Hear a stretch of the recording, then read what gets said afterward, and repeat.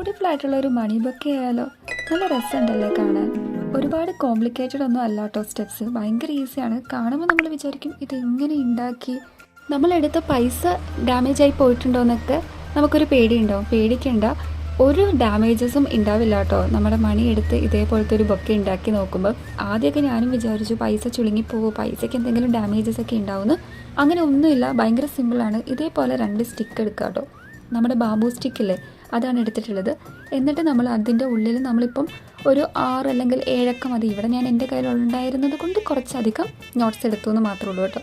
എന്നിട്ട് ഇതേപോലെ ഒരു റബ്ബർ ബാൻഡ് വെച്ചിട്ട് നന്നായിട്ട് ടോപ്പിലും അതേപോലെ തന്നെ ഇപ്പം നിങ്ങൾ കാണുന്ന പോലെ നമ്മുടെ ബോട്ടത്തിലും ഒന്ന് സെക്യൂർ ചെയ്ത് കൊടുക്കുക.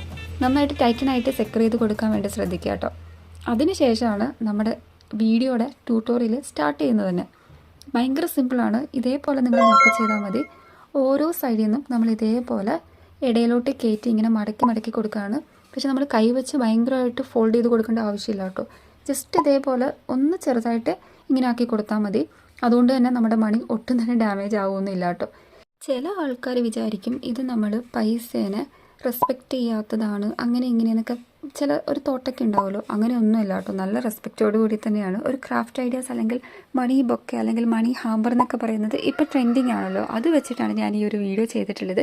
ഇനി അങ്ങനെ കമൻറ്റ് ഇടാൻ ഉദ്ദേശിക്കുന്നവരുണ്ടെങ്കിൽ അങ്ങനെയൊന്നും നിങ്ങൾ ഉദ്ദേശിക്കേണ്ട.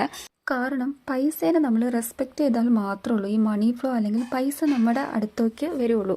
ഇങ്ങനെ കുറേ അധികം വീഡിയോസും കുറേ കോട്ട്സൊക്കെ ഞാൻ കേട്ടിട്ടുണ്ടായിരുന്നു. അത് കറക്റ്റാണ് കേട്ടോ. ഞാൻ തന്നെ എൻ്റെ കൺമുമ്പിൽ കണ്ടിട്ടുണ്ട് ഒരാൾ ഭയങ്കരമായിട്ട് നിന്നിച്ച് മുഖത്തേക്ക് പൈസ വലിച്ചെറിയുന്നത്. അത് കണ്ടപ്പോൾ എനിക്ക് ഭയങ്കര അയ്യോ, എങ്ങനെ ഇയാൾ ഇങ്ങനെയൊക്കെ കാണിക്കുന്നൊക്കെ ഒരു ഭയങ്കര ഒരു ഇതായിരുന്നു കേട്ടോ. ഭയങ്കര പേടി. പൈസ എന്ന് പറയുന്നത് നമുക്ക് അത്ര ഇമ്പോർട്ടൻ്റ് ആണ് നമ്മുടെ ലൈഫ് മുന്നോട്ട് പോകാൻ. നമുക്ക് എല്ലാ തരത്തിലും ക്യാഷ് ഇല്ലാണ്ട് ഇന്നത്തെ കാലത്ത് ജീവിക്കാൻ പറ്റില്ല.